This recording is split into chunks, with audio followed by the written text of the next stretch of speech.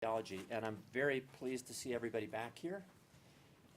It's been an excellent conference. I've learned a lot, and I want to thank all the panelists and guests from out of town, from out of the country, for traveling all this way with such good cheer. I'm stunned, really. Nobody's whining and complaining.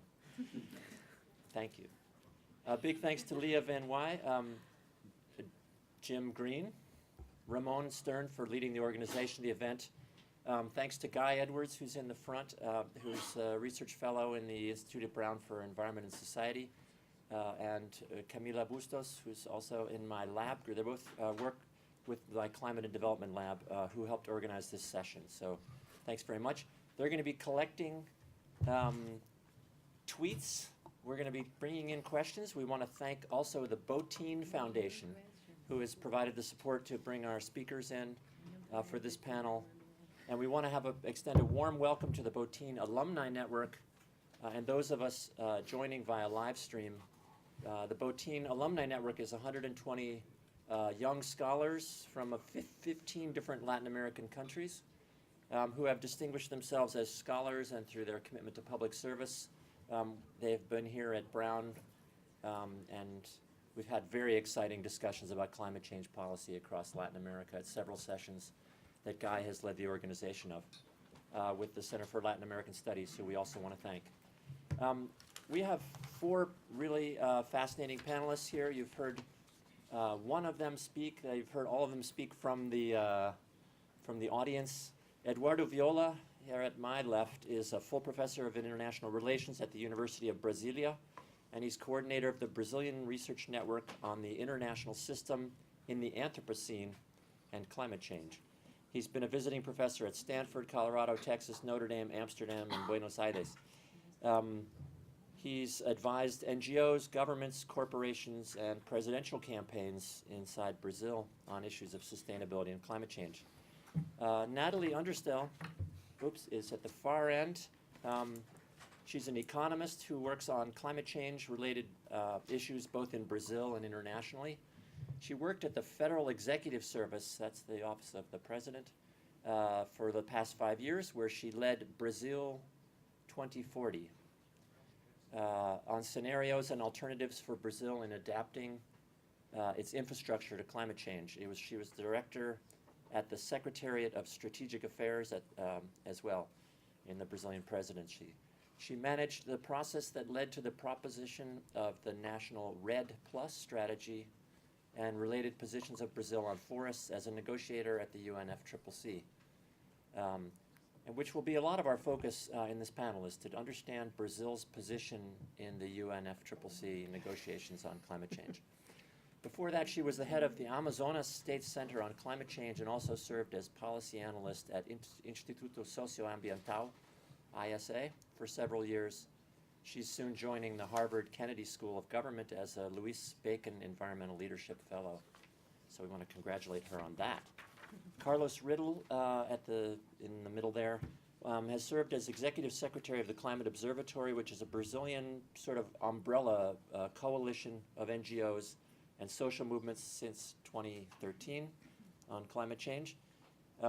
Before that, he led World Wildlife Fund's Brazil Climate Change and Energy Program, and he was climate change advisor at the British Embassy in Brazil, and was Greenpeace Brazil's climate change campaign coordinator. And then finally, Kathy Hostetler, you all heard, who were here this morning, who is CIGI Chair of Governance of the Americas in the Basile School of International Affairs and Political Science Professor at the University of Waterloo in Canada. So I won't go on with her bio. So here's the plan for the session. We have a series of questions we're going to start with. We're going to keep this very snappy. Even Eduardo is going to be very short. He's been advised not to do any violaging or violando. So I'm going to be, we're going to have a gong. We're going to have these guys keeping the 2-minute time as well. And they've seen these questions, so they should be able to be very, the sound bites is what we're looking for. Sort of tweets, 140 characters. So you should be, have lots of good tweeting you can do, and we hope you will. In fact, here's our tweeting hashtags. So, maybe some of you have been doing this all along. It's EnviroBR. And then our Botín Fellows group, we'd like you to tweet on the hashtag Becas F. Botín from the Fundación Botín. Okay. What else can I say? You can have more than one intervention per question if needed. Before we get underway, just a tiny bit of context to frame the discussion. Some of these points are in a book that Guy Edwards and I have just finished. It's called Fragmented Continent, Latin America, and the Global Politics of Climate Change, which is coming out in the fall from MIT Press. We have had a lot of help from our panelists on the Brazil chapter, so we're really grateful to them for that help. The IPCC talks about the vulnerability in Latin America and Brazil, and you've heard a lot about that over the last 2 days. The Amazon especially is a key portion of the global carbon cycle. There's a lot of reasons to be concerned about that.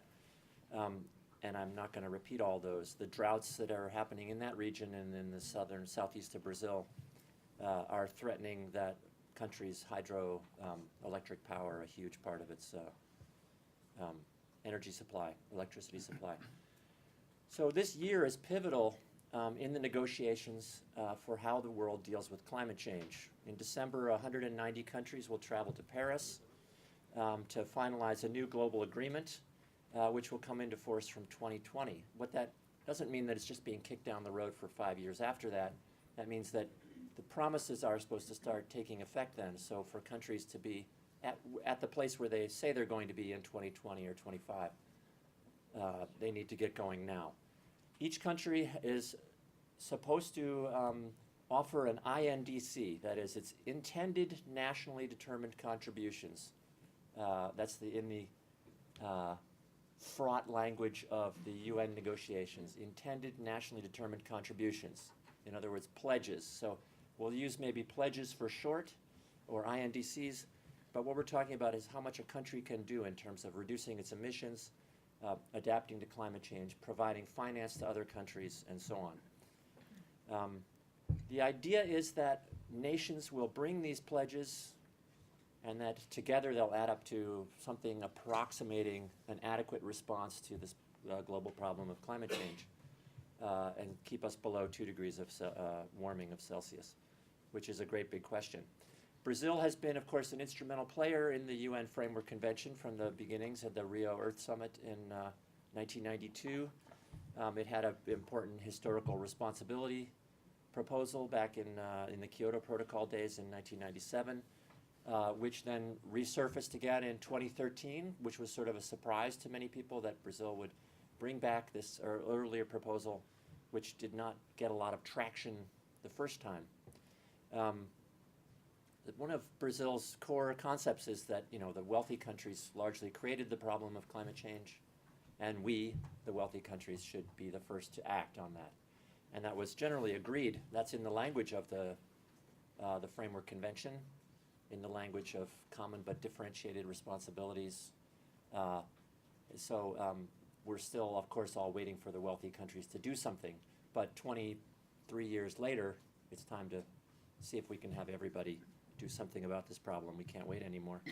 Brazil, of course, had a pledge in 2009, which President Lula da Silva announced at the Copenhagen negotiations, of reducing its emissions 36 to 38% below business as usual. You're going to hear more about business as usual projections, largely based on reducing deforestation rates. And what you've heard in these last 2 days is a lot of the details of why Brazil has been able to reduce its deforestation, a complex series of factors, as Kathy pointed out this morning, 25 factors on your list. And I was missing some. And you were missing some. You heard about that, yes. So there's a lot of questions about the sort of dedication of President Dilma Rousseff to the issue of climate change and environment. Brazil is largely a developmentalist government, and her programs have been largely focused on job creation and economic growth. We've heard already some things about some initiatives which have made more difficult to continue the deforestation, some things that are making the ethanol program, which Brazil is a global pioneer on and leader, how that program has sort of stagnated as well, and some of the reasons for that. Brazil often has aligned itself with BASIC group, the China, India, South Africa negotiating group, which is often seeking to protect its right to development. So there's a lot on the table here to discuss, and we have 2 hours. It's not quite 2 hours anymore, but we're going to just get started. So we provocatively, intentionally titled this session, Brazil, Leader or Spoiler. When we talk to experts from around the region, Brazil is sometimes described as a spoiler in the negotiations. So let me start in the middle of the table with Carlos Riddle. What do you think? Is Brazil a leader or a spoiler on the issue of climate change and in the negotiations? In a tweet. In 2 minutes. Hello. Thank you very much, Timos, Guy, Leah, for organizing this workshop and for the invitation. It's great being here. Thank you. And thank you for those who are here and also those following us through internet. Hi, Felipe, my 3 years old son. I hope you understand what I'm saying here. It would be unfair to not recognize what Brazil has done so far in terms of emissions reductions. But at the present, considering everything that we heard along these 2 days or 1.5 days so far, it's clear that we are not in a position to be a leader and to be a model. If we are a model or a leader, it's just based on what we achieved so far, which is not based on the present set of policy or new policy or progress on policies developed up to 10 years or more ago, including, for example, the plan to combat deforestation. Of course, the reduction in deforestation, the associated emissions in Brazil is really significant, and they need to be to give clues to other countries on how to face and to combat deforestation. But we cannot celebrate yet 500,000 square kilometers being destroyed every year. We still need to do much more and stop looking at what we have achieved so far. We need to do more. In terms of the negotiations, Brazil is good when it's up to bring new ideas into the table, such as the Brazilian proposal, the CDM, or the concentric differentiation. And so, it's well recognized for the role that the negotiators play, the tough players, good players, and constructive players in the international negotiation in general. But this should come along with ambition, and this is still missing, and there's not a clue that Brazil will be ambitious when it puts its INDC in the table. So I would say that we are not exactly a big spoiler and not a leader right now. Natalie, would you take a shot at that one? Yeah. Well, somehow I agree with Carlos in terms of Brazil being in between the leader and the spoiler role. I think, of course, we had a lot of opportunities to be a leader, and I think the society in Brazil has pushed for this many times, but the government not necessarily responded to that in a position of leadership. We have many cases. I think in the forest debate, for instance, there was a strong push from civil society back in 2003 and on other times, and not necessarily the delegations, the government responded effectively.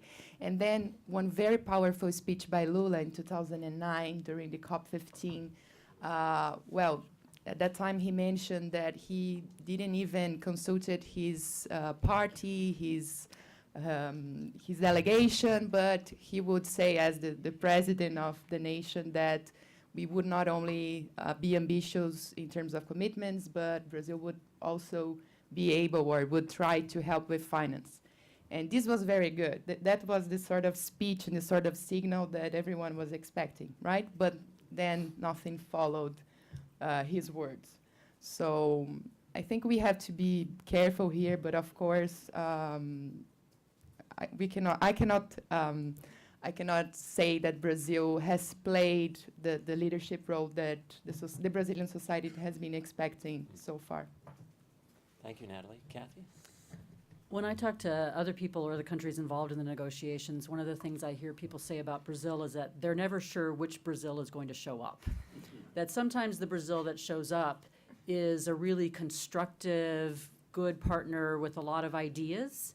That Brazil actually always has really good data and information, which is not true for all countries in the global south, but that Brazil tends to have, when it has positive positions, they tend to be well-based.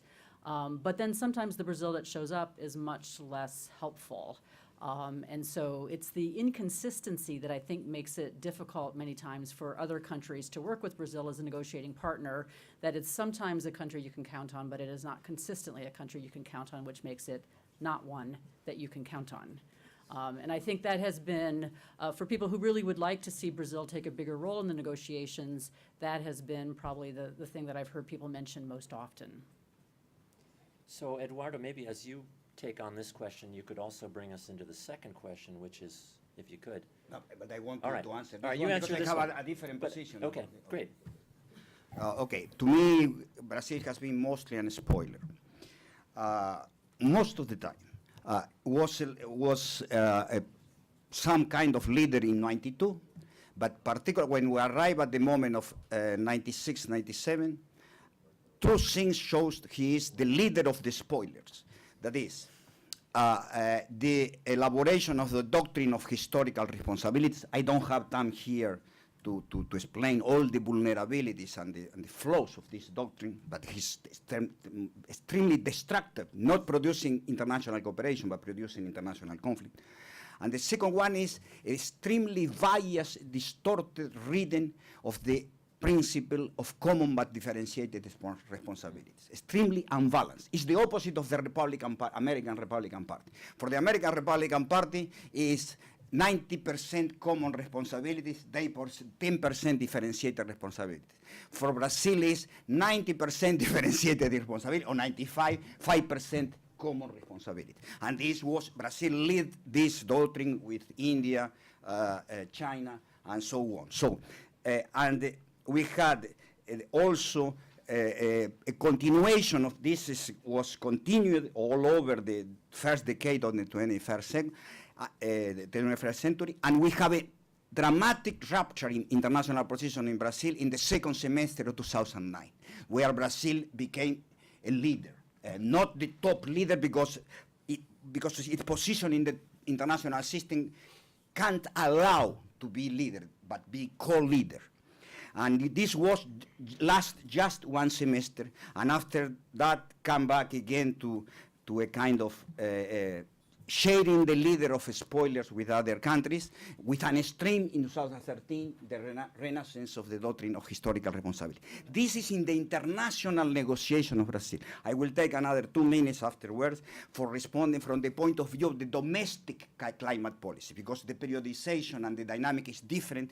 If one thing is Brazil in the international negotiation, the other thing is Brazil, the evolution of Brazil climate policy. Okay, This so I will do. maybe I would go to Kathy to talk a little bit about, to get us started on this question of how this Brazil's position in the UN climate negotiations relates to its broader foreign policy goals. And if you could talk a little bit about the foreign aid promise that also was made by Lula at Copenhagen, and the environmental assistance that Brazil is offering to Africa, maybe as part of a, what's the bigger foreign policy goal of Brazil, and then we'll work our way down the table.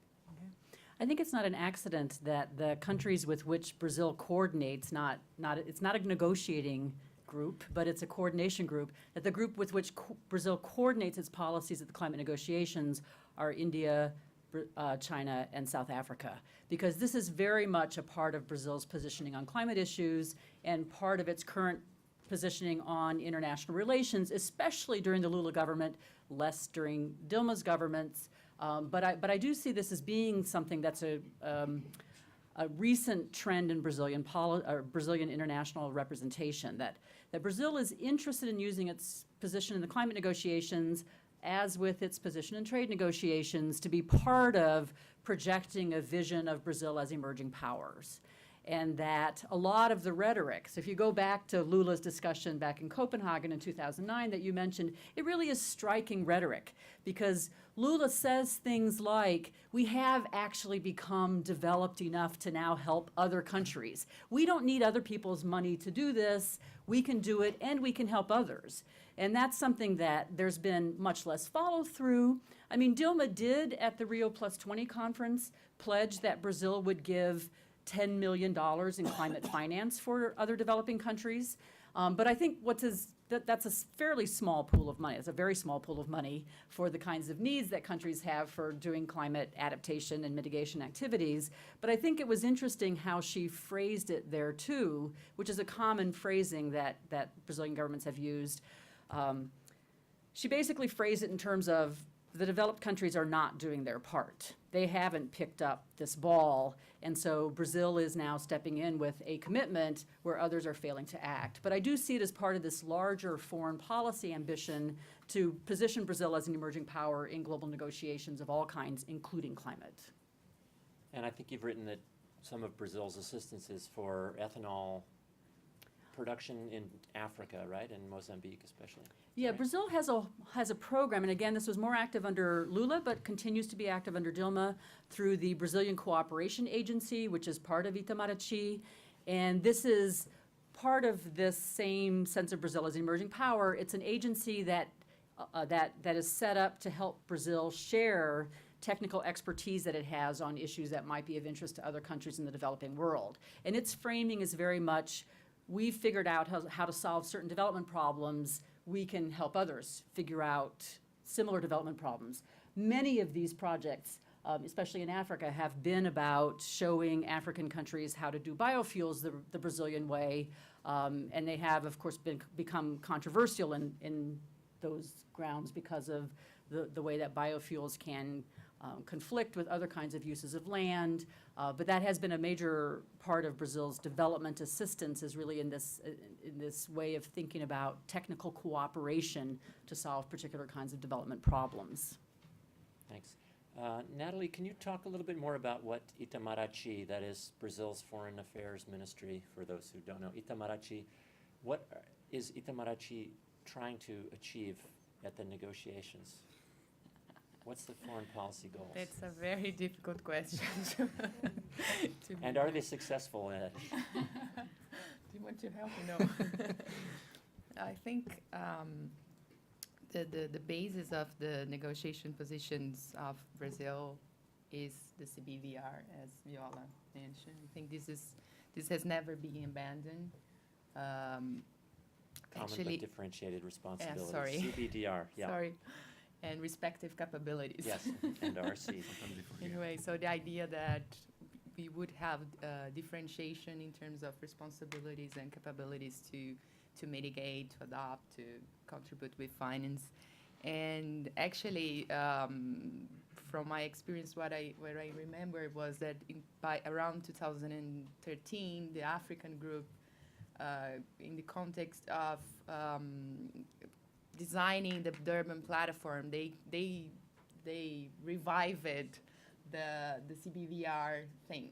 So it was not necessarily Brazil that pushed it again, but some of the other group came with this, so it gained traction, and Brazil felt very comfortable to come back with this idea in full strength. So what I think it's the objective now, and this is obviously something that I'm talking about in my personal capacity, is that Brazil wants to match the kind of ambition that was already shown with the pledges from 2009, with those pledges that will be presented by other developing countries as well as developed countries, right?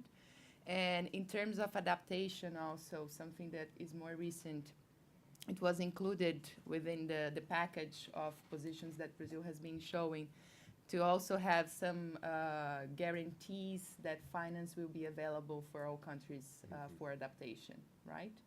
So these are the main things. It's not new. I think all of you may know about it. let's see how they play with this, especially because the results that Brazil show until now, they will not be, let's say, they cannot be used for the post-2020 period. So we will need to put something new on the table, and that's the main complication. So we don't have much more to avoid in terms of deforestation. And maybe the thing that may come up later on is exactly like the possibility of restoring forests and doing some reforestation as means to sequester carbon, and then comes with a positive balance in terms of emissions. Carlos? What to expect from Itamaraty? Yes, and what are, Brazil's bigger goals, do you think, in the negotiations? Is to prevent themselves or our country to do more than what others do. And besides looking at what we should do in terms of contributing or fulfilling our commitment made in Cancun in 2010, with all the parties agreeing that the 2 degrees would be the limit for global warming, and they should explore ways to reduce that global warming towards 1.5. The beat of Brazil shouldn't depend much on what others are going to do. But this is the way they will measure their level of ambition, and right now what we hear so far, and so I'm somehow entering my answer to a question coming up soon. We heard till now that there's a possibility of Brazil putting a relative emissions reduction target or a carbon intensity emissions reduction target as part of its INDC. What would be not exactly what Brazil should do, considering the size of its economy, the size of or the amount of the emissions, considering that since the convention, the framework convention was established, Brazil has been emitting more in terms of per capita emissions than the average in the world. In some years, we emitted something around 18 tons of CO2 equivalent per year, when deforestation was really high. Right now, we are around 7, which is the global average. And so this is more likely what we could expect. But we are working hard to change this in Brazil. Natalie, you had a very quick one. No, just There are just came to my signatures. mind. A good way to summarize what is the Itamaraty's objective is precisely like to preserve the rules-based system. So to really have a top-down system, people have to comply with the UNFCCC rules, and that's it. So not necessarily creating more or creating some flexibility for other kinds of bottom-up approaches. Yeah, thanks. Eduardo, you want to make some sense on this? Yeah, okay. I mean, first of all, in order to understand what is the Brazilian government position, we need to understand that first that Brazil, like United States, is a plural and divided society in the issue of decarbonizing the economy. So what prevails today clearly are conservative forces, meaning inertial forces that are not pushing for decarbonizing. In 2009, there was a momentum of reformist forces in the second semester of 2009 that was, they were very ambitious, very tough for many players were relevant. It's a very complex story, but the fact that was, this allowed Brazil to have a position that was, I call in my conceptualization, reformist position, meaning driving in the direction of transition to a low carbon economy. Now it's completely different. There are two things. One, that structurally there was a backlash of conservative forces in the last year. The Dilma government is completely in correspondence with these conservative forces. Lula was an open mind, opportunistic of power. Dilma is ideologically driven, and is driven by obsolete economic growth and industrial paradigm. So it's much more difficult. It's much more. Lula was open to something different. Not Dilma is not open to something different.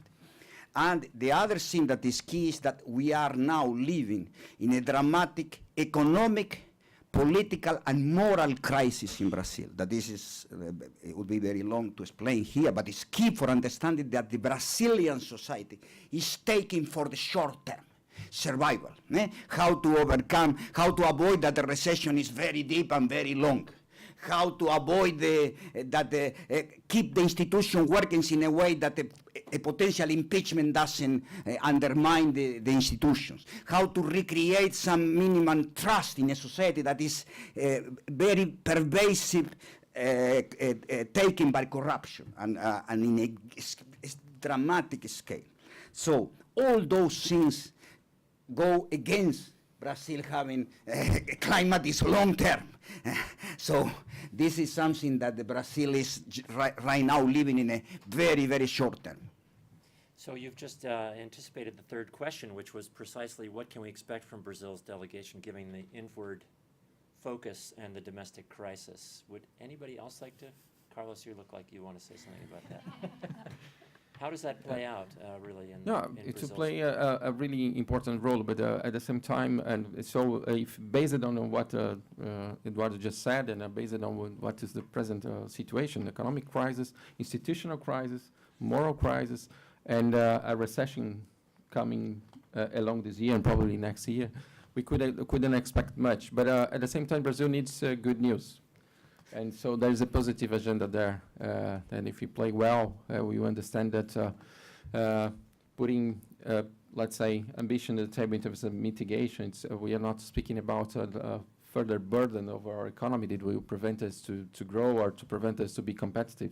It will be exactly the opposite, to be decisions that would put us translating our comparative conditions into competitive conditions and would bring benefits for the climate and also benefits for the economy. And so right now, of course, I would say that we couldn't expect much, not much more than a relative emissions reduction target, not much of the Brazil saying, oh, other INDCs are not so ambitious, and so why should I be? But there's a lot of people working a lot in Brazil, and including many of them which are here, to push the government, to convince the government that decide to do a lot in terms of climate means a better economy in the for the post-2020 towards 2020. So just to follow up on that, you suggest that in Brazil, the response to the handing into the UNFCCC of INDCs has been not seen as, they haven't been seen as very strong. For example, the US and Mexico have, and the EU have, put forward some numbers. How are those seen in Brazilian civil society that cares about climate change? Well, there are different ways of measuring ambition or progress that, in comparison to what have been agreed before. For example, the US target seems to be a natural progress on what they have agreed to do towards 2020, but it's still less than what we would expect in terms of the global climate emergency. And this is our opinion. But if you speak to the government, they say, well, this is nothing, or this is really low, and so why should I do something? The government would say something similar. Oh, look, have you seen what the US put on the table? Exactly like that. So well, we need to say, well, and so what? But Mexico, for example, of course, they have a twofold proposal for mitigation, which is one which is to be done with their own resources. If they have access to international market mechanisms, they could do more. The level of ambition changes, and so Mexico. It seems to me that the most important thing of Mexico putting something on the table at the moment they did it was the first developing country to put, and this should somehow be embarrassing for countries like Brazil to delay putting its numbers into the table, because this will, if you come late into the table, this will prevent us to discuss the numbers. And and even the government of Brazil sometimes not speak about INDC. They take off the I, which is intended, and say it, and name it as NDC, Brazilian NDC, because they say there won't be any discussion. The number we put on the table will be the number. Can I say something? I mean, Please, I am more critical about the Mexican pledge.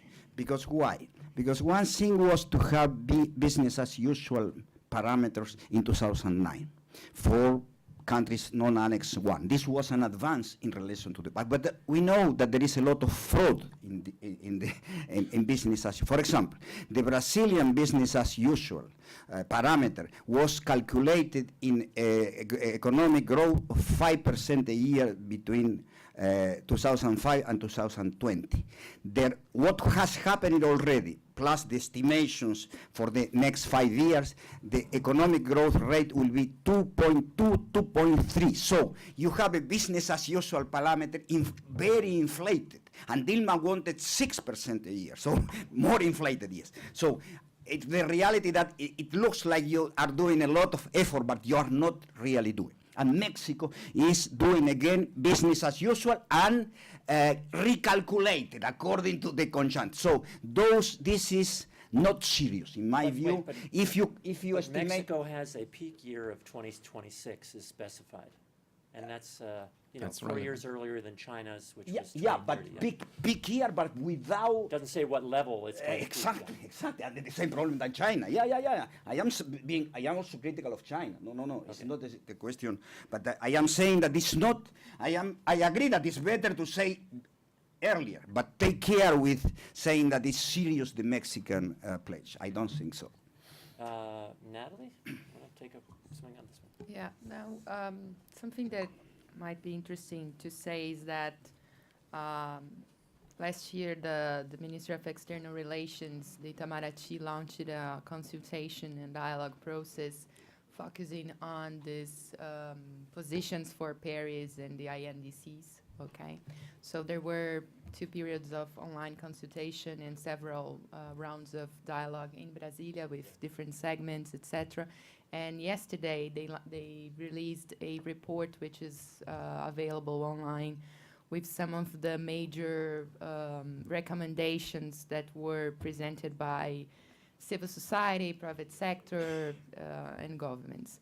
I think it's just some of the things that I saw in this report, and I didn't have time to go through it with a lot of attention, but one of the issues that was raised was precisely this, that Brazil should not aim for a BAU target.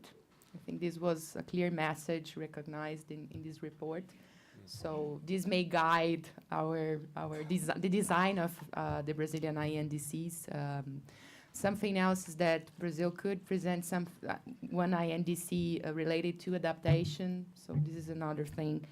And well, something else which was there was that the one of the questions that the Itamaraty asked the society was whether Brazil had done enough or Brazil should do more. And obviously everybody, or the majority of those who participated in the consultation said, well, Brazil done well with deforestation so far, but this doesn't mean that there aren't challenges. To the contrary, so we should aim for much more ambition. So it's there. I think it's good for you perhaps to access. It's only in Portuguese so far, but this may guide at least the discourse that Brazil will adopt in Paris. And just to interact with the responses by others here, Viola and Carlos emphasized the economic crisis, the moral crisis, but there's another crisis, which is the water crisis that São Paulo is facing, and all other climate-related crises that are taking the country right now. People in São Paulo don't have water to drink.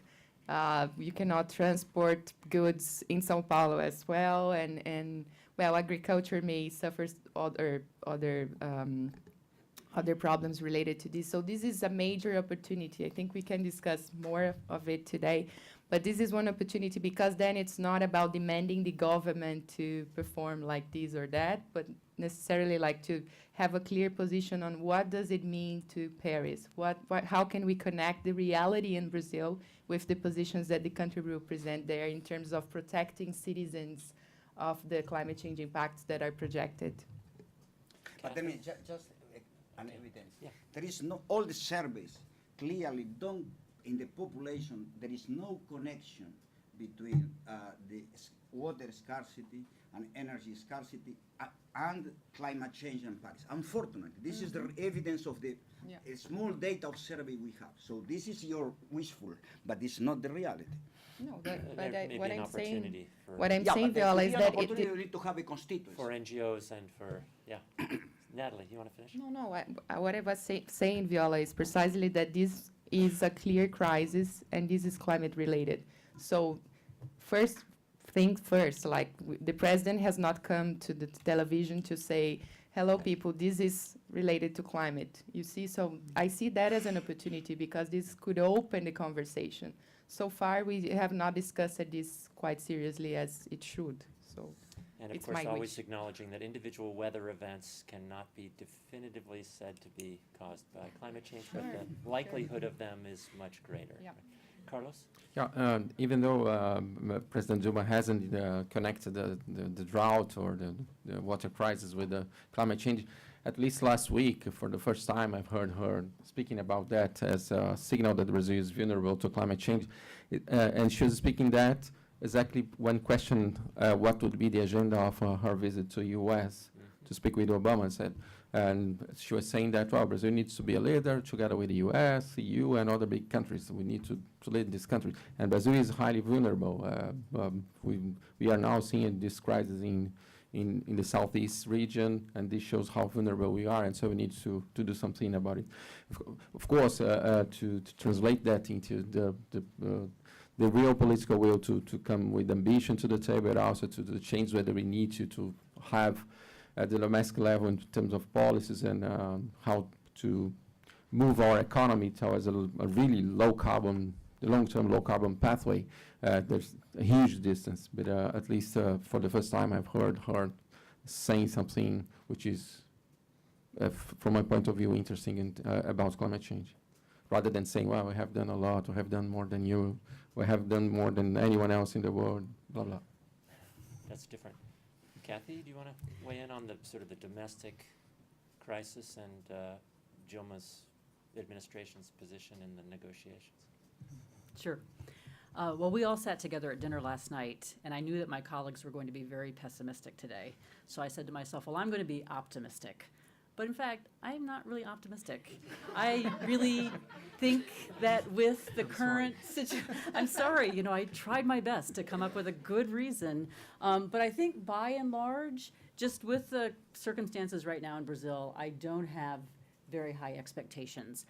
For the most part, there is one area where I think Brazil is likely to put something on the agenda that hasn't come up yet, and that's in the area of renewable energy, which nobody's mentioned. But Brazil actually has something of a pattern of making commitments at the international level once it's already well underway domestically, so that by the time Brazil in 2009 said that it would reduce its emissions, deforestation was already well on its way since 2005. And in the same kind of way, and if you weren't listening this morning, I had slides showing the growth of wind power in Brazil. You know, I think there are some commitments that Brazil can now make to go on with the development of these alternative renewable energies, like wind in particular, and solar is just taking off, things that it already has underway, hasn't yet made big international commitments about. So I think that probably, if it is looking for concrete signs of something additional that it's doing beyond the things it's committed to already, I think it will be in the direction of some of the alternative renewables. Let me Sure. add something. Eduardo.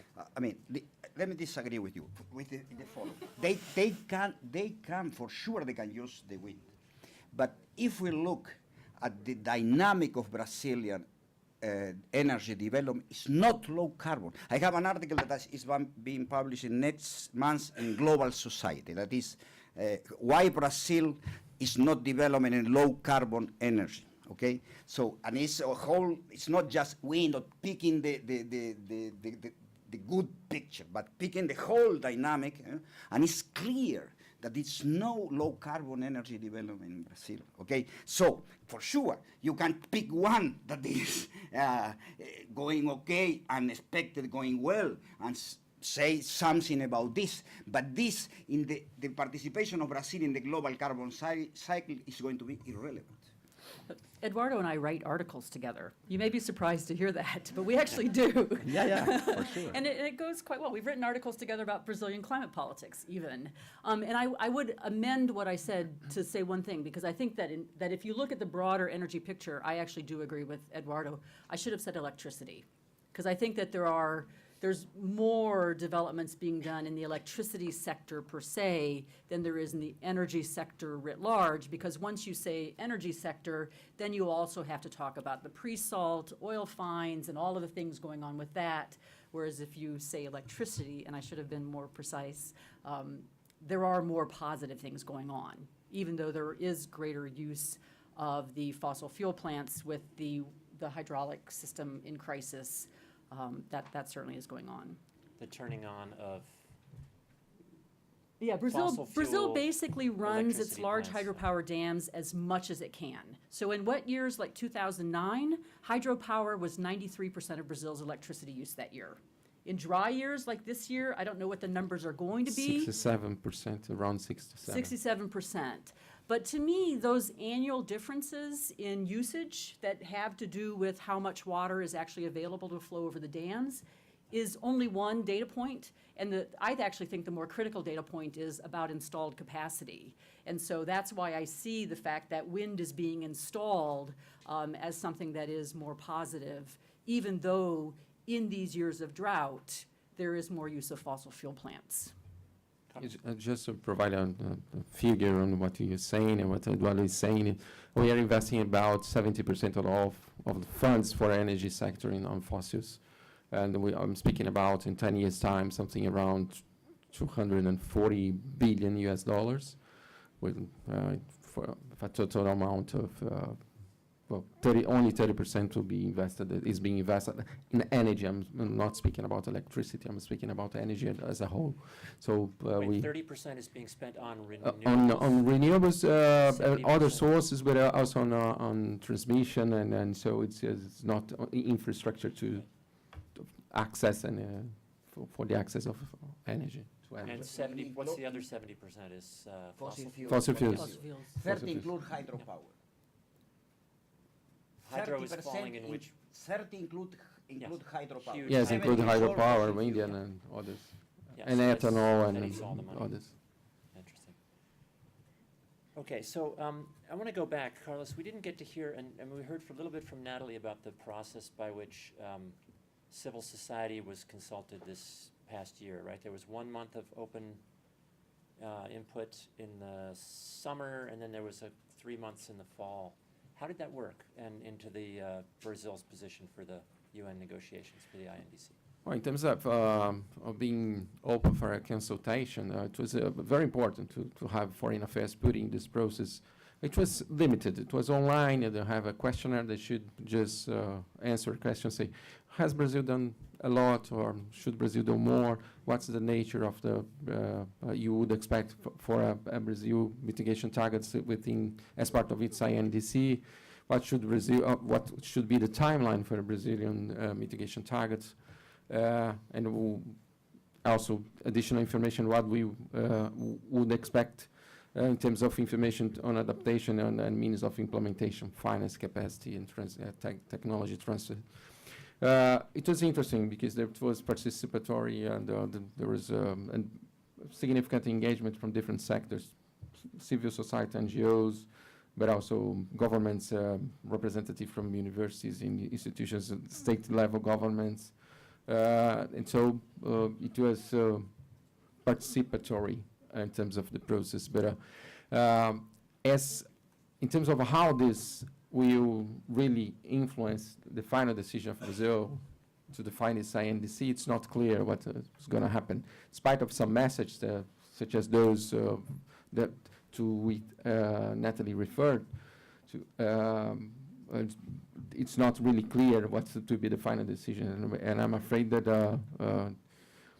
some sectors, such as the private sector, which is pushing a little bit the brake to not move so fast, to prevent us to be too ambitious, can be more relevant than some of the exercise. But there are some other elements coming to the table, such as these mitigation action plans and scenarios, the maps program, which is an initiative started in South Africa. There's an exercise being led by the Brazilian Forum on Climate Change, with contributions from the Federal University of Rio de Janeiro, led by the Federal University of Rio de Janeiro, putting some numbers into the table in the coming months. There's Britaldo is part of, I don't know if Britaldo is still here, but Britaldo is part of a team of experts working on the mitigation options.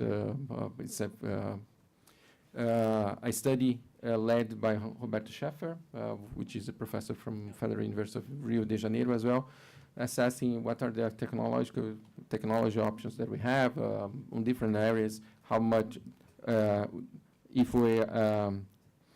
we move to implement those mitigation options, how much it would, at the scale, how much this would result in terms of emissions reductions, and also how much would that cost to put some, let's say, to provide the government some figures that's to show that, well, we have options.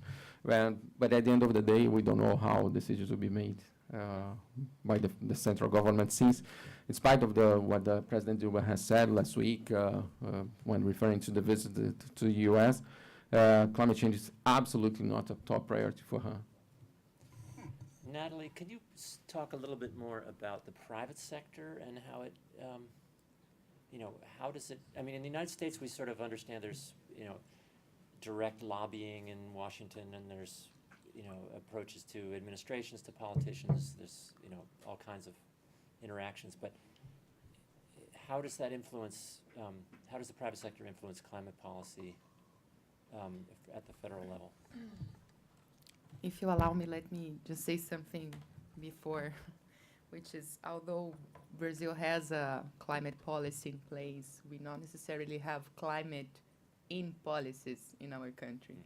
So meaning that we do have a legislation that was passed in 2009 that has many elements. Catherine showed to us some of the elements today in one slide. But when it comes to implementation of the energy policy or agriculture or transport policies, plans, etc., first, we still don't have the climate scenarios embedded in these processes, and not necessarily the idea of mitigating emissions within them. So this is really interesting because we were making some steps, some progress recently. Some of the initiatives that Carlos mentioned are helping and can help to move forward to this direction, showing that sometimes when you mitigate, you also benefit the country in terms of jobs and other things. So there are good elements in there. But so far, my impression is that even the private sector is still a bit unconscious about the potentialities, including the potentialities of taking climate scenarios into consideration when acting, okay?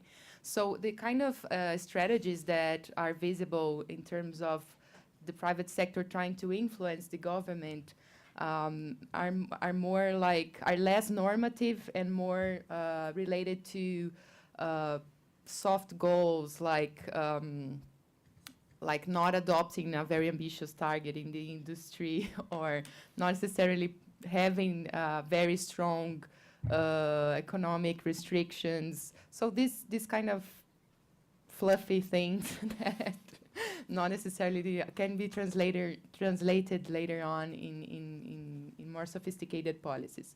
The only sector that I've seen more, let's say, sophistication, interest, progress is agriculture.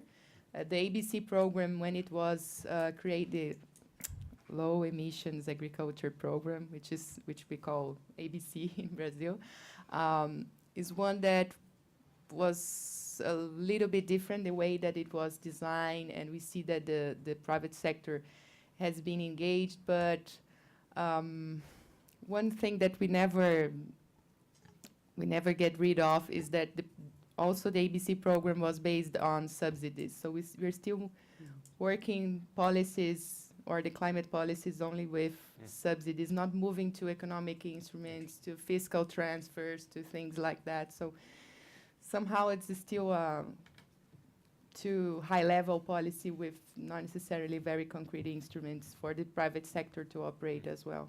And I don't see much pressure in that direction as well. I don't know Yeah. if others agree here or not. Thank Let you. me- I want let to me- hear let from me- Eduardo and Kathy. Just want to just say we have like 2 more questions, then we're going to open it up. So hang in there. Get your questions down. You can tweet them in too. I'm checking the Twitter feed here, and these guys are. Eduardo. I think in relation to the private sector, like in any other country, we can divide the Brazilian private sector in 3 sectors. One that is conservative, carbon intensive, inertial. On the other side, we have a reformist one that is oriented to a transition to a low carbon economy. And in the we have in the middle that is more or less between the other 2. And what we have had in Brazil in the last years is a growing both in importance and in voice of the sector that is the reformist sector, the one that is going somehow committed to going to a low carbon economy. How this sector grow? There are many different incentives for the growing of this sector. One is related to the position in the material world, I mean, in the global carbon cycle. For example, the sector who is low carbon intensive. For example, the ethanol complex, okay, that is clearly low carbon intensive. Or sectors that are the private companies that are related to electricity, utilities, supply of electricity, would be like the American utilities, but in Brazil are much more related to low carbon hydropower. Okay, so those sectors sometimes are constrained by the government, but is using also the idea of tariff, low tariff.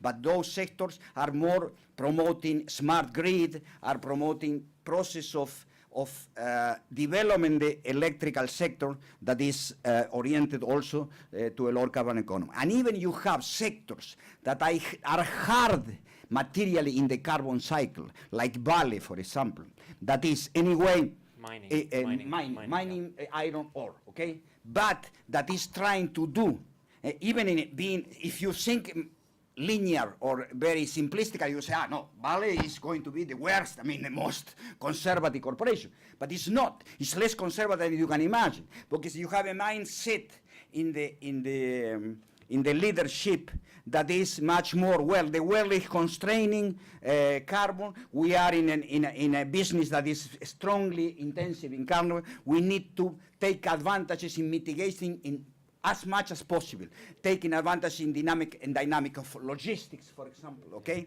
or other issues. So it's very interesting, very complex, the issue, but we have, what I need to say is that it's wrong to speak about the private sector generally. Like in any country of the world today, we are not in 1990, we are in 2015, and we have a significant sector of the global capitalism that is oriented to low carbon development. This is valid for Brazil, for every country in the world, America, Europe, United States. Maybe it's not valid for Bolivia or Paraguay.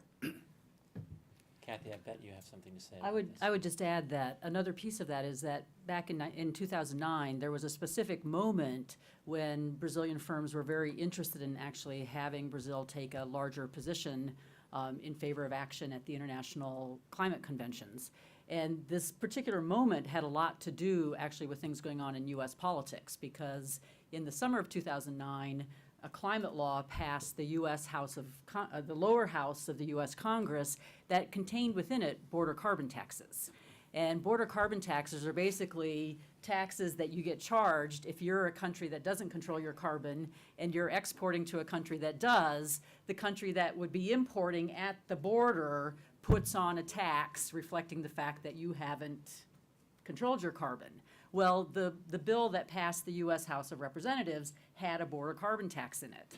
And so you then found a couple of different coalitions we wrote about really trying to push Brazil into controlling carbon so that it wouldn't be subject to border carbon taxes. And then, of course, what happened would be what any American could predict, which was that it died in the Senate and the law never passed.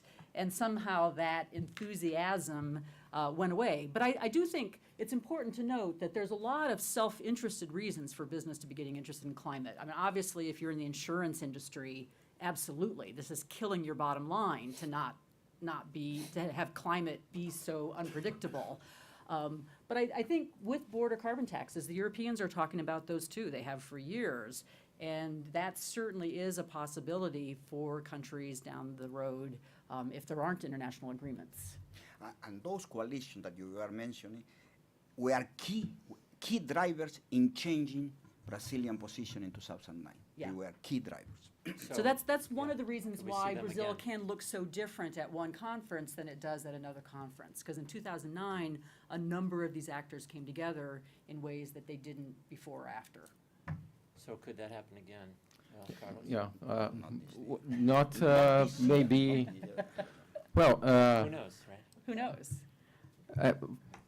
I have some clues, maybe, because we are working with several stakeholders and from two sectors, forest and pro-forest. I mean, those working on forest management, native forest management, also those working on planted forest plantations, and pulp and paper and others, and the sugar cane. And so we are working together with the presidents of Sugarcane Association, Brazilian Rural Society, and others, and also a bunch of NGOs in the sides to push the government towards something more ambitious, to put something substantial. And that lots of some of stakeholders here in the room have taken part of the meetings, trying to put a document with a series of demands for the government, and from the point of view from the private sector, a series of commitments, what we would do to help the country move towards a low carbon pathway. Of course, we are still struggling since we have Greenpeace in one side and at the same time the president of the Brazilian Rural Society. The stakeholders are quite different and with quite different opinions, interests, and positions. But we are progressing, and then hopefully, at the end of the next month, we are putting out a common document, a joint declaration, pushing the government to do something about it, and including, hopefully, some guidelines for what we would expect from Brazil in terms of its INDC, its positions towards Paris, and of course a series of a list of opportunities to have progress at the national level as well. Let's see. So when is Brazil going to announce its INDC, its pledge for the Paris round? Last week there was we were supposed to have a basic meeting in Brazil. This was postponed, and so the answer will come probably after the next when this meeting happens, and we don't have a new date. It was exactly no, actually, it should be happening now, yesterday and today. If I'm not wrong, the same time of the seminar, and it was postponed to some time in the coming months or in coming weeks. Itamaraty, they said in one of the meetings, a briefing, a meeting in Brasilia to speak about COP20, expectations for COP21, that they would try to coordinate with the other basic countries when and to put the numbers on the table, the INDC proposal on the table, and also the nature of its INDCs, as you said, in spite of not being a real negotiation block, they are. It's a coordination block. It's a coordination block, exactly. And last year they said that it would be by June. Right now they said, well, October would be the deadline for everyone. But I would say that Brazil will not be the last one. But well, that's pretty safe to say. But if they put in June, it would be to be well. Now,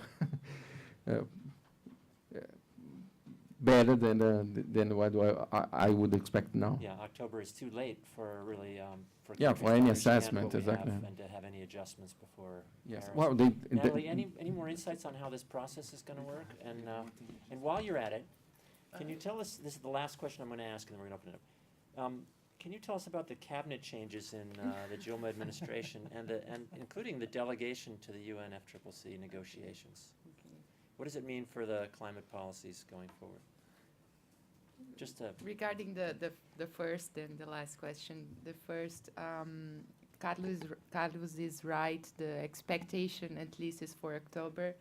The data that will support the numbers is the one coming from the Mitigation Options Project, which is funded by Jeff and is coordinated by the Ministry of Science and Technology. So they started to present some exercises, some technical exercises now in March. So we will take time to really go through the options that they were designing and then have a very substantive conversation on them. So I think although we can expect the numbers to be officially presented to the UNFCCC by October, I hope there is a process before that in country to really get into the details and compare metrics, compare possibilities. So this is what we know, and let's see what will happen next, since the Itamaraty published yesterday this report on the consultation. So it would be a good timing to bring this together with the first exercises, okay? Regarding the changes, I think one important change was that the Minister of External Relations, which was Figueiredo, he's not there anymore. We have a new minister at Itamaraty. So this means that possibly the Minister of the Environment will be key and will be the head of the delegation of Brazil in Paris. Okay, so Right. this is Do we really know this? significant. Yeah, this is really significant because it means that who is the main representative of Brazil there is the Ministry of the Environment. So for good and for bad, we know what it means.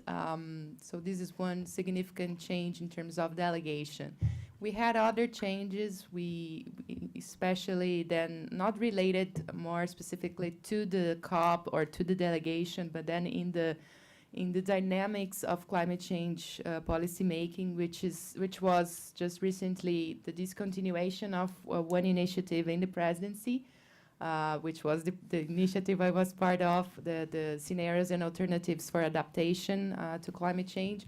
So this was a very ambitious program, 7 teams hired from different research groups, from Embrapa, from Agroícone, from Rio de Janeiro University, anyway, many others that were working on new climate scenarios and then on understanding impacts over critical sectors in the country to arrive on very specific adaptation options. And we were really at the edge of the process of doing this. It was really interesting how as presidency we were able to dialogue with people in energy, in mining, in transport, and suddenly we were unplugged from from the system. So this program is the reports will be delivered, but we don't have the mandate to work on doing this as strategic as we was. So this is not this. I don't think this affects the delegation of Brazil at COP in Paris. In the COP in Paris, that's not the point. But what is really, I think, disappointing is that we may have lost a lot of time and energy in really making climate change something real and acknowledged by key decision makers in the country. I think we lost the momentum. So, yeah. There's a very Can I clear add? signal that the climate change is not exactly a priority. 2 months before releasing the most important study on long-term scenarios for adaptation in Brazil, they just fired the whole team. what Can I we add? just heard about, yeah. Eduardo. Yeah, Thanks. complementing what was said by Nathalie, is there are 2 other ministers that are changes that are more important in my view. Yeah. Is the Minister of Science and Technology and the Minister of Agriculture. Minister of Science and Technology, believe or not, is a denier of climate change. Okay, so that is the Brazilian community of climate change. We have today, we had until some years only two climatologists that were deniers, just one today because one died. Okay, and so the minister that is a member of the party that is the Communist Party of Brazil was Maoist strength originally, so it would be obsolete in China. Okay, but he is the minister of science and technology. Okay, and the other is the minister of agriculture, because the minister of agriculture is a militant, is a woman, is a leader of the more conservative sector of the agribusiness in terms of mindset in relation to climate change. She has written a lot of articles in Folha de São Paulo questioning the scientific evidence about climate change. She is very strong minister. So we have two very strong ministers that are much worse than they were in the past. The change that Nathalie has said in relation to the Minister of the Environment, the Minister of Foreign Affairs, could be favorable. Why? Because Figueiredo was a person linked to the environment, conservative, nationalist climate policy. So he was very traditional position, very not constructive in negotiations, all the blame in the others, okay? So the present minister is much more neutral, doesn't know anything about, and could be much more flexible. So I would see this change as positive, not negative. The Minister of the Environment doesn't have power at all. I mean, he's a technician that has been very useful to Dilma policy. But we have another issue that is relevant now that could influence, is the increase in the conservative profile of the Congress, the House of Representatives, and with a very strong president and leadership that is so far has not been openly speaking about climate change, but the constituency is a lot based in conservative sectors in the agribusiness and conservative sector in the generally social mores and cultural, abortion, gay marriage, and things like that are generally much more not committed with climate change. So this is a new situation. Maybe doesn't happen, but maybe we will have close to the negotiations these people, this president of the House of Representatives, talking as a one more conservative force. Just couldn't get any more depressing. Well, but no, okay. But no, I am talking, I am analytical. I am, like all Anything you, I else? am a Yeah. citizen that... Contaram para você que o Aldo Rebelo está vendo? We've heard that Aldo Rebello, who's the science and technology minister, is watching. No, but it's not just that. My commitment here is to be analytical. What is I have the same desires of people that wanted to change everything. Okay, I have been living my life with this side that is committed. But here, my obligation is university, academia, is to transmit knowledge to what is to the best of my knowledge the truth, and not desires, not fantasies. Okay. Okay, so but I wanted to understand, the Minister of the Environment will be the head of the delegation for Brazil. Has that Maybe. happened in the past? Yeah. I don't. Yes, Carlos Carlos Marina was the head of delegation in Bali, right? In Bali. In Bali And Carlos another. Mink in Copenhagen. No, Isabella was also the head of the delegation in Durban. She was the one saying that, and an instrument valid to all. Right. She was the one. Yeah. No, but the issue here is that although there are precedents to these situations, the situation is that the main voice now, if you look into the newspapers and etc. on positions by Brazil, is the Ministry of the Environment. And this carries a lot of symbolism because, as Viola said, this is a not very powerful ministry, and suddenly we don't have others Yeah. to counterbalance. Right? Nor a minister that's particularly focused on this issue. Okay. Questions? Okay, we're gonna go 1, 2, 3, 4. Jim? Yeah, it was a really great panel and a very pessimistic one, as you pointed out. And so, Sorry. I want to ask a two-pronged question. It's the same one I asked to Catherine, and she kind of skirted it to a certain extent, which is, what is the strategy forward for environmentalists who, even though they might not be activists, are seeing themselves within a political process? So what are the ways that people who are thinking about these questions can think creatively, given the malaise that exists in Brazil right now and the conservative nature of people that one would have thought would not have been conservative across the board from the left to the right? So I guess that's the question I'd like to think, and you know. Kathy, that was to you, right? No, it's to everyone. Oh, It's everyone, not- okay. it's- I Well, mean, it's Kathy down. kind of answered it to a certain extent. Okay. I could answer it to a greater extent. Good.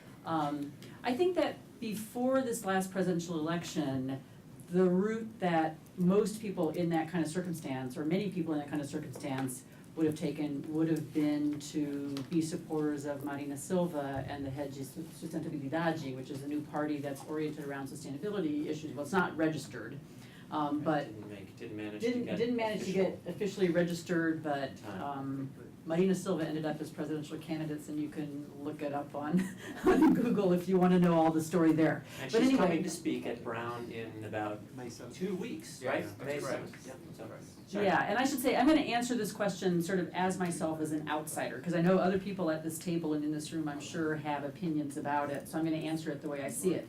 I think, others, so there was a group of people, I mean, more than 20% of the population voted for Marina Silva, both in 2010 and again now in 2014, and that is a route that many people interested in getting sustainability on the agenda are taking for political impact. There are some people who are still looking to the PT and hoping that the PT will be the carrier of their environmental concerns. I think there are many fewer of those people than there used to be before the PT reached the executive. And I guess I'll just close by saying, I said before that the other parties don't have a clear environmental vocation. I would say that I think Marina Silva came out of the 2010 election strengthened, in that she was a stronger political figure, people paid more attention. I'm afraid she came out of the 2014 elections weakened, in that, especially because she was not a particularly strong candidate and didn't, so I'm in my political science hat here, but she was not a particularly strong candidate. She ran into difficulties answering questions. Some of her choices about alliance and programs and changes in those were problematic for many of her followers, and I think there is a set of people for whom that is no longer an option, although I think there is also a set of people for whom her strong history as Minister of Environment continues to be a mobilizing force. Thank you. Carlos? Well, first of all, we need to speak about climate change with bring different perspectives to the table, not speaking about only the urgency and the emergency and what's happening, what could happen, but also we need to translate this into opportunities and to work more and more on the agenda ahead of us if we make the right decisions right now, and the opportunities that we have, and this is the reason why we're sitting down with the people from the private sector to see if we find a common ground and if we, for example, translate all the potential that we have in forests, translate all the potential that we have in environmental services, translate all the potential that we have to move our whole agriculture towards, if not on 100% Eduardo, but at least on the pathway of low carbon agriculture being more than 3% of the present investments. And the more and more we need to show that Brazil right now, the government of Brazil needs good news. They need good news. They need to know, to understand ways or to find ways to get rid of the economic crisis.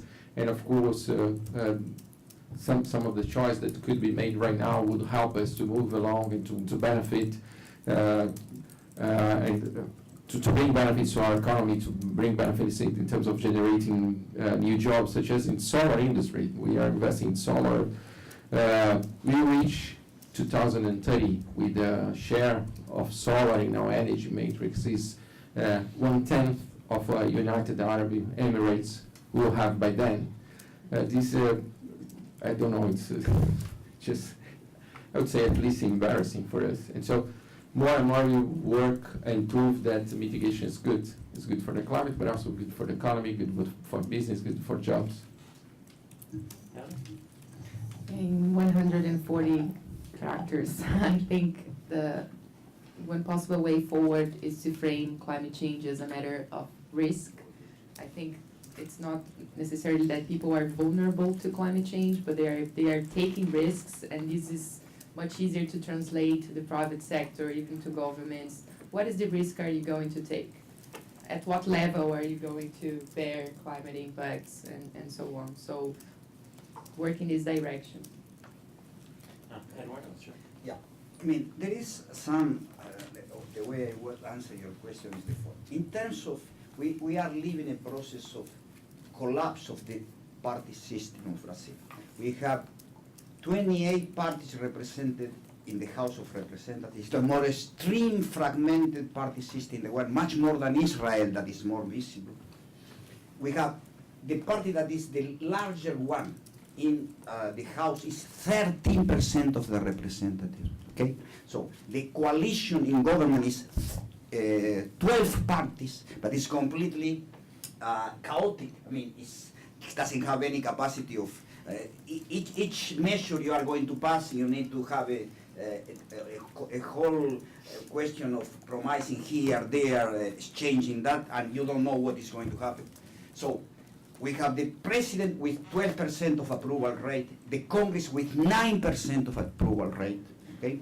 Parties, political parties' identity, okay, is now, the PT was the party that has the largest political party identity until 3 years ago, was 14% of the population identified as PT. Now it's 6%, and the PSDB is 4%, and there are others with 1%. So this is Brazil, okay? So from this point of view, there is a crisis of political parties, there is a crisis of the old political class leadership that is very low legitimacy. We have a lot of social movements, grassroots, very diffuse, okay? In general, complaining against corruption, with new kind of young leadership that we don't know where this is, if they will develop or not. And among the old political class, the only person that is considered somehow clean from the whole corruption of the traditional political class is still Marina Silva, okay? So I agree with you with the poor performance in the campaign, but don't be extremely surprised if next polls in 1 year for presidential candidate, she has already 20-25% of the votes. And You heard it here. You heard it here. So the point is that probably she doesn't, the capacity of, she is not new. So where people, there is no more parties with representing, not the Green Party, that is completely taken by the all kind of political style, Brazilian political style. So we are living in a very deep crisis of representation that is key for understanding also environmental and climate policy. It's for everything. It's very key. So you need to consider this conjuncture. Brazil is living for understanding issues, in not thinking in a stable political country as a parameter, because right now Brazil is not this kind of country. It could get more depressing. Yeah, I'm really depressed. Because I wrote, I helped to write chapter 27 of the IPCC, and we put several things there that we think are very important.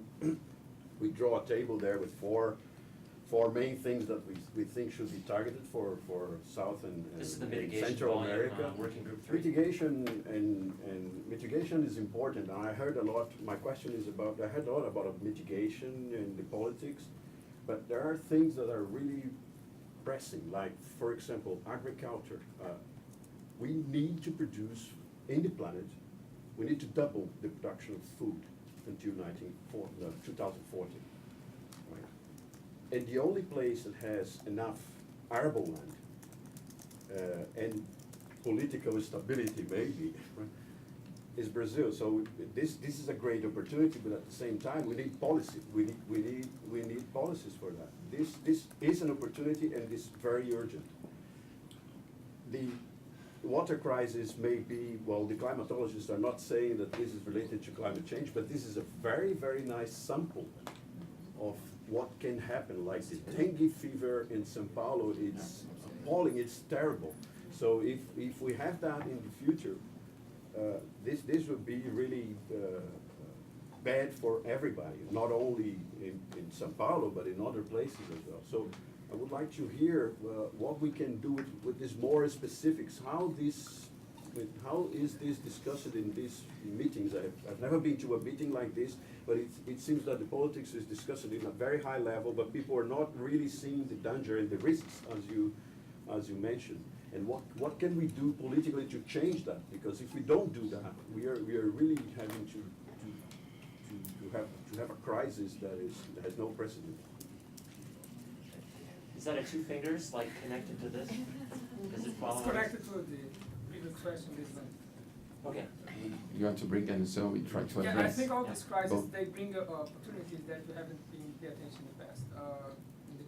In the recent past, Brazil has really invested in some stupid policies because we have all these subsidies. At present, yes. Something that Viola was mentioning is crony capitalism. Some of these big projects, they are really inefficient, and some of the funding from the big banks, and so we wasted a lot of money in some stupid projects. Now Brazil has to cut costs, and one of the most powerful people now, the ministry is the Minister of Finance, and he's trying to cut everything. I think we should bring to him ways to be climate smart by cutting stupid projects that are harmful for the environment. So I think this is one line of work. And I think the water crisis is also bringing opportunities. And I would say we need to be more efficient, to involve the private sectors. How are you going to survive this financial and policy crisis? These companies, they have to be much more efficient. So how to build climate smart policies that are related to basically efficiency. I think that those are two areas that I would work. So turning the risk into a opportunity, right? And With basically green scissors. considering efficiency Yeah. issues. Does anybody want to take a quick swing on this one, and then I think we should collect two more and- questions. Maybe on Marco's point, which is not easy, of course, but there are initiatives, and I'm taking part in one of those, which is how to translate science into something which is meaningful for political decision, also for the whole Brazilian population, and climate science. This is a really bringing new tools to create some sort of memes that's easy to be taken by the population, at the same time to turn this into political decisions that represents shifts in the way we move, addressing risks at the same time opportunities. It's not easy, but to communicate well climate change is a challenge as big as climate change itself. I don't know if it is absolutely. IPCC is not enough. No, IPCC, it's enough, but the way it's communicated is not enough. I'm not joking. Yes, I'm saying yes. this Yeah. is not enough. We need other Necessary, but not tools to. sufficient. Yes, other choose to translate that, to build on that. And Paulo, of course, Levi is a target. He is a target. There is someone who can, let's say, considering the depressing context of ministers, well described by Eduardo Viola, if there is someone who can, who is not absolutely, let's say, how can I say, skeptical, or this is not someone who is not into the issue, is Levi. Of course, he has pressing issues.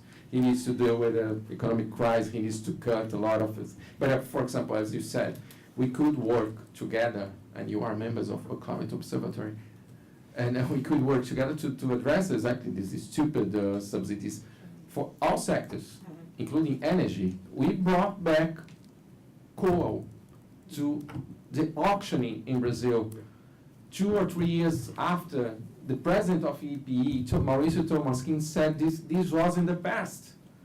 In Brazil, we brought coal. Coal is just inefficient.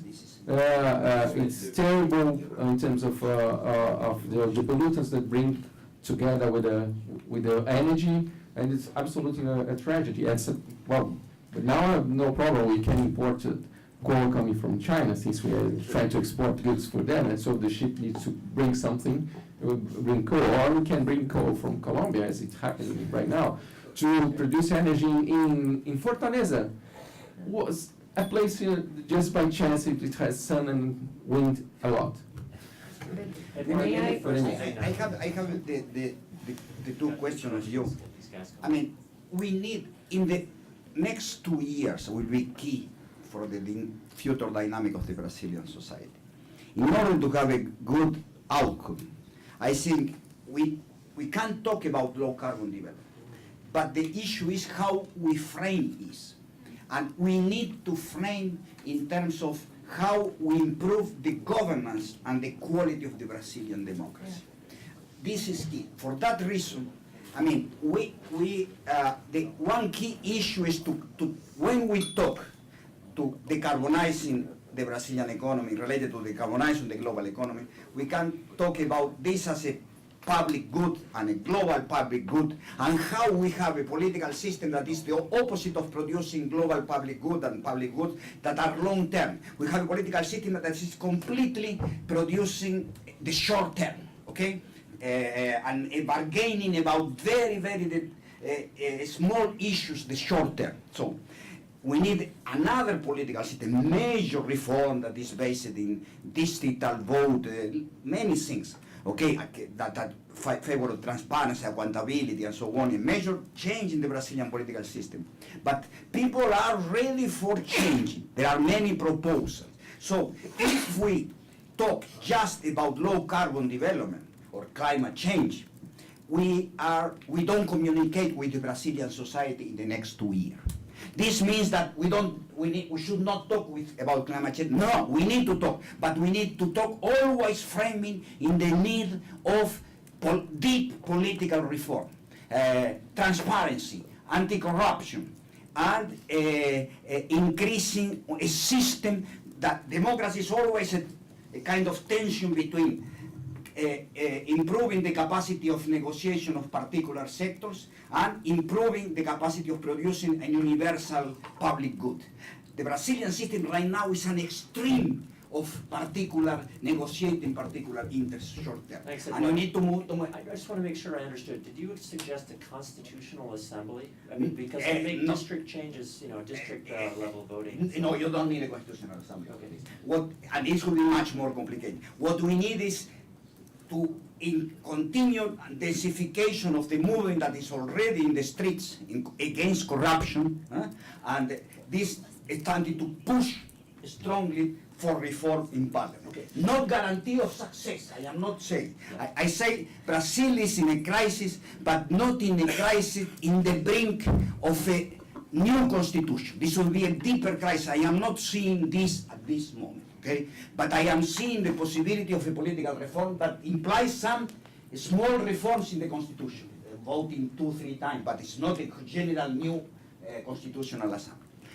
And so, when we have the connection between this reforming the political system for good governance and climate change being a global public good, when we mix everything we talk, communicate this way, is good. The people I'm sorry, people in NGOs are not good in doing this issue. People in NGO are very self-centered in climate, in environment, and don't have capacity of thinking high quality about the political system. And this is one of the problems. I shouldn't be here. I should. And, there's been discussion in sociology studies of when social change happens, that often movements gain a much larger audience and ability to make change when they expand their issue to issues of democracy and so on. Natalie, you had your hand up. I don't know if you want to take other questions and then I really would love to. I can Lisa? try to- I have two, And then your version. I think I have a short question specific to Paris and the negotiations. One is, just going back to the INDCs, do you, maybe Natalie, you can speak to this better, or Carlos, do you think that this delay, there was an interview with Teixeira yesterday in Bloomberg, she also said Brazil will not be last, which is not encouraging. But do you think that this delay, I mean, is this technical or is this political? Is this delay because Brazil is really doing all of these analyses and meetings with stakeholders, or is this because they want to wait and see what others put out first? Separately, on the negotiations, where do you think Brazil is gonna wind up being on legally binding? I mean, everyone knows why the United States doesn't want a legally binding agreement, but Brazil says it does, but I can't imagine that it wants an agreement that's legally binding on them. Tell me a little bit about that and how hard will Brazil push for a legally binding deal? And I would encourage all the other experts in the room to find Lisa after the session is over. No, if you can handle it. These are really key questions right now. In terms of, I would say that, yes, there are some consultations going on. Brazil, since last year, was saying that we want to wait others to show up before us. But let's say, besides basic countries, all the basic countries, the most important ones have already showed up. US and EU for Brazil, I would say. Others are important, but they would like to know what US and EU would really put on the table. And China announced what it's going to do back in November, but it has not officially, handed in Yeah. its INDC. Yes, exactly. But in my opinion, the reason why Brazil has not yet put even a time frame for its INDC is because, once again, it's not a priority. If it was a priority for the presidency, she would meet all those which should have some responsibility on defining the Brazilian commitments to say, look, this is what you're going to do. And then, so we don't know. This is the reason why we don't know. Will this come in June? Will this come in October? We don't have a clear idea. I don't know if you want to. Yeah, it's true that the coordination within the government has not happened so far. As I said, there is a process that will provide technical elements for this, and this is running, but the connection of the technical exercise with the political exercise has not happened so far. So, and then it's a chicken or egg thing. Do you want to have something faster, or you want to have something better? So it's going, we need to find this, the government will have to find this balance. And something really, really important is that, as a citizen concerns me, is that there should be time for a very important discussion of the president with society on this. Because this is not about one government, one president that will take decisions and will implement these decisions right now. We are talking about things for the post-2020 period. Something that came in the report yesterday that I didn't mention was the idea of having pledges for 2030. So we are talking about medium to long term here. And this has to be something out by Brazilian society, otherwise it's going to fail. So I hope this is also part of the reason why the government is waiting a little bit. We have officially demanded from the Foreign Affairs to present to the Brazilian society its INDC proposal before handling to the convention. Yeah. So officially we did that. We are not sure that's gonna happen. Just taking the second part of on legally binding, I would say that Brazil will adjust. I wouldn't say it would be a problem for Brazil for its commitments to be legally binding, but I would say that, what's the best for the sake of the convention, for the sake of the whole, should this go through, for example, the US Congress? I would say that, they'll probably choose the best option that puts everyone the same, under the same type of bindness. Let's say. Virginia. Well, first just like to add a comment on the Copenhagen conference in 2009. I think it's important to recall that in Copenhagen we had all governors from the Amazon present, and there was a very strong process of lobbying President Lula at that time. And there was a task force of governors who made a specific recommendation to the president to change its policy on forests. And I happen to be the chair of that task force. And that was something that I think was important to note.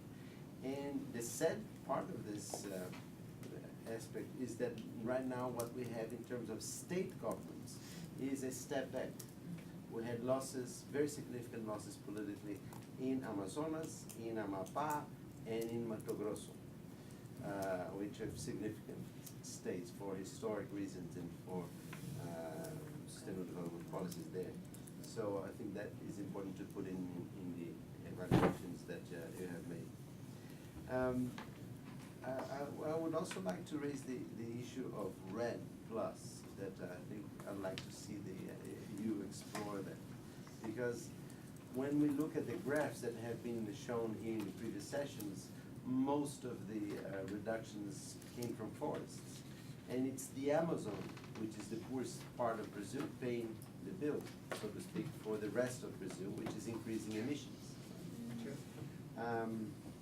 And at the moment, there is relatively not much appetite from the Brazilian government to put RED Plus credits on the table as part of offset mechanisms. So I'd like to hear from you, what is the likelihood or how we could push that agenda in light of the upcoming meeting of Obama and Dilma, and also how we could link this forest carbon to the other policies in Brazil in the domestic arrangements, because as I think was Catherine who pointed out, Brazil tends to do things in the international arena after it does at a domestic level. So if we had, say, an offset mechanism within Brazil, that would make Brazil more comfortable in accepting forest credits in international negotiations. And finally, Nathalie, you mentioned the drought as a great opportunity. And so I'd like to ask you all how we could tap on this opportunity that I also shared on the same view of you. How do you think we should tap on this? And this connects in a way to the previous sessions yesterday, where we discussed these linkages between the Amazon and rainfall patterns in other parts of Brazil. Kathy, can you start us off? You had a swing A on little bit. I mean, I say I'm a little hesitant because I actually haven't followed the RED Plus process very closely. So I'm going to answer it more with reference to how I think it fits into Brazil's positions at many of the climate negotiations. And Brazil has been very hesitant often to have offsets.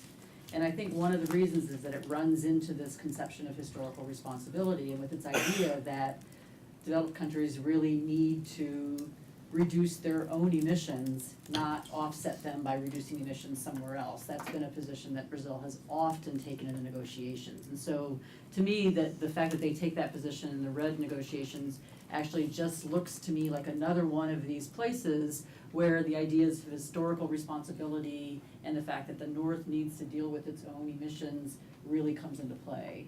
But as I say, I haven't followed RED Plus itself all that closely, so. So I bet Carlos has. Yeah, somehow, well, we have around the room here, lots of people. We have the grandfather of the proposal. That's the second time that they say that. Of the Amazon fund. No, one of the heads behind the RAD mechanism, it's here, and so we have many players here involved in the negotiation, in the process of for us moving towards a national RAD mechanism, or the national RAD strategy. We have someone who devoted, I don't know, more than 1.5 years as a member of civil society, leading one of the working group, and suddenly she turns into an official of the Minister of Environment responsible to lead this. And nothing happened. Yeah, and so she delivered a proposal that nothing happened. I think, well, we need to, before expecting something to happen outside, I'd say that we need a strategy. We are discussing this for at least 10 years, since RED was baptized as RED, and let's say in 2005, at the end of COP11 in Montreal. And so we need, better than any other country in the world, we have all the conditions, we have all the willingness of the actors, civil society, state level governments, private sector, that want to see this agenda moving ahead. And so let's push. We just, hopefully yesterday, or if not yesterday, but on Monday, I was exactly signing a petition over a document to the Minister of Environment asking information exactly how the process which will lead us to a national RAD plus strategy will happen along this year. And together with that, the information on the safeguards, information system that should be designed in order to fulfill some requirements from UNFCCC for the performance measurement of Brazil. And we are demanding some information, but you all need to get together once again and look. 10 years, we are discussing this for 10 years. Excellent, Natalie? Yeah, what I can add is that specifically regarding the offsets, something that I heard from a senior negotiator of Brazil is that the Brazil sees that if there were RED plus offsets in place, this would be the beginning of the end, meaning that this would open up the possibility of full flexibility for developed countries to meet their commitments with efforts made by Brazil and other forested countries. So this is how, and this is connected to CBDR and etc. and it's clear something that it has been a red line and unfortunately or fortunately will remain as such. But there is something in RED Plus which is very, very much different, I think, which is the plus, especially the issue on carbon sequestration, which somehow is dealt with within the CDM and is dealt as possible offsets, right? And which within RED doesn't really fit well if we take into consideration the national approach, etc.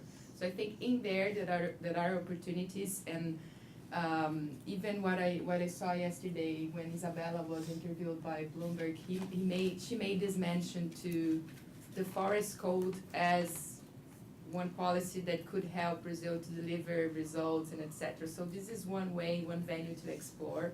And why not explore with different economic instruments, perhaps offsets, perhaps other things. So I think there is clearly something new and different over there. Regarding the other questions, I will try to answer your question and the one that was posed by the gentleman here, I think Marcos, right? Trying to bring some ideas on the water crisis and etc. Something that it's very interesting is that the way that the federal government is dealing with the water crisis in São Paulo is to have several task forces that were created weeks ago, months ago, and they have been discussing the various dimensions of the water crisis, the sectors affected, anyway, many aspects are being dealt with. But within these task forces, people are very short-sighted. They are looking into the crisis that is happening now and not necessarily looking into the possible crisis that will come afterwards. And I'm sorry, I cannot detach this whole conversation from climate change nor from climate variability. I think it's important to use the energy, for instance, that these groups have there to really take into consideration a longer term perspective. So one point that started to be discussed with some of the climate scenarios that were produced, etc., was precisely, Virgilio, the idea of tackling the non-stationarity of water flows series. And this what it means, that the series of data that the hydrologists, the people in the energy sector, people in the water and other sectors, the series are changing. For many of them, this is not true. They cannot believe. They say, no, it's not changing. We are going to use the same idea that we've been using in the past to project what we are going to do in the future. This is cultural. This is very complicated to deal with. But now with the crisis, I see that we do have an opportunity. And just to give you a quite good example of something that I saw and I was very excited about, was that in January this year, when there was a big meeting there in the presidency with various players, including the Minister of Energy and Mining, people from the water sector, and when they saw the climate scenarios projecting very dramatic reduction in precipitation and how this would affect, for instance, the construction of hydro dams in Tapajós, you were there, in Tapajós, the Belo Monte, with really, really complicated new information. The sentence that was said by one very, very powerful player was, "I'm shocked. This means that the project finance of Belo Monte should be revised," you see? So, and other comments, Carlos is here, he heard as well. So it was, they were exposed to good quality information. I have his words written down in the notes. Yeah, but just to give an example that if, I think Virgilio asked, oh, how can we tap into this? I think this is one way, which is stretching the time horizon that people are working with when planning in these sectors. And this is possible, and I do believe that there are conditions to do so if who is talking to them is like the presidency or someone that is more neutral actor than, for instance, the Ministry of the Environment. I have the impression that if the same meeting was held in the Ministry of the Environment, maybe they would not say what they say over there, right? Absolutely. So, and this is just to give these ideas and just to finish, I think, sorry, I'm getting long, last thing. but Someone hit it last sentence One is more. that from what I heard yesterday and today here, I think I get impression that more and more like Brazil has this matrix with clean energy now, reduce deforestation, but if there isn't like a climate proofing of all of this, we are not going to sustain the results. We're gonna have to run into coal no matter what, because this is cheaper and people will be short-sighted, right? So we have to be very careful and really think about adaptation. It's something that is even more important than mitigation now, because it's what is needed to preserve mitigation as such. That's it. Thanks, Natalie. Eduardo's gonna kill me Okay. if I don't give him a minute here. About the RED Plus, the logic of the international system right now in relation to climate change is against RED Plus. Why? Because RED Plus worked okay in the dynamic of a binding agreement, a more bottom-up, top-down. For creating a carbon market for the some kind of equivalent to the clean development mechanism. Right now it's much more bottom-up, it's much more different commitments, Copenhagen agreement more stronger, let's say, okay? In this context, what is relevant is what each country is doing. Most developed countries, if not almost all, are right now in a period of much less ready to transfer money for other countries. This is a reality. in all over, except in the Scandinavian and Germany. So with this reality, what will happen is that the small amount of money, real, not some general rhetoric, that will be for helping countries is not going to be for countries like Brazil. The taxpayer of Europe, Japan, or United States is not ready anymore to give any money for China or Brazil or any middle-income country. Some money will go to poor countries, but it's going to be very small, for sure. But still Brazil has an advantage over the poor countries. This is not it's an advantage that is not based on justice and fairness, but it's an advantage. That in poor countries, the money you put could be completely wasted by corruption and inefficiency.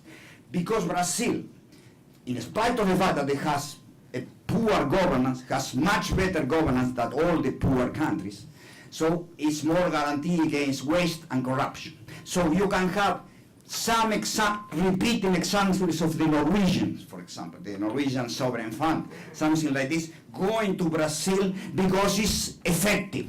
Putting the money in Brazil compared with putting in Bolivia or in Congo.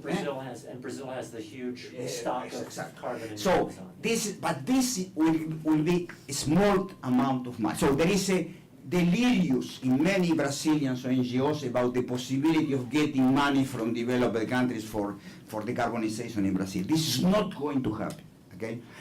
But there is room for a smart subnational governments, smart NGOs to take advantage of these niches of fund, like the Norwegian example, that could go for Brazil for this kind of effectiveness, comparative advantage in relation to the other countries. So the issue is the following. We will not have a binding agreement in Paris. Why?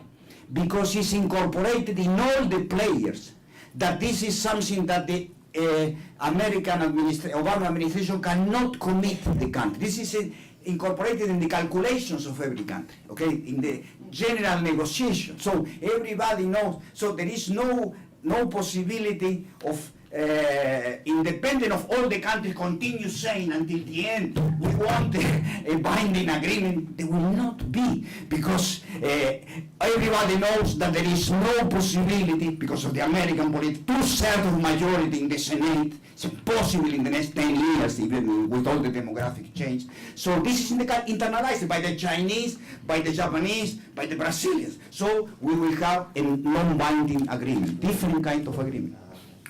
I have a request from Carlos for the It's last. really brief, as just regarding RED and discussions. Once again, I think we need to move national agenda, and IPAN has published recently a really interesting study how a national Brazilian emissions reductions target could play and who could take place. This is a way to move this forward, doing the internal discussions and moving this agenda before waiting Brazil to access international funds. Thank you. So unless there's any objections, I can't even look at the audience because we're out of time. That was a very exciting 2 hours. Thank you all very much.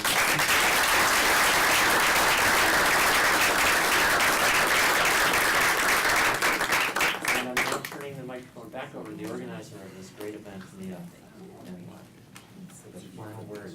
Yeah, so we have taxis coming for some people at 3:15, so I'm gonna say like 2 sentences here. So first of all, I just wanted to say thank you to every single one of you, all the panelists, all the participants, everyone who's been watching us, because this has been a really amazing conference, so give yourselves a hand, thank you. And then of course, I would be remiss if I didn't acknowledge a few different people, so thank you very much to Timmons and Guy Edwards for organizing this last panel, which was a great end to the conference. Thank you also to Avery Cohn and Luis Martinelli for helping with some of the other organizing. And most of all, thanks to Ramon Stern for making sure we all arrived here and had food and water and everything we needed.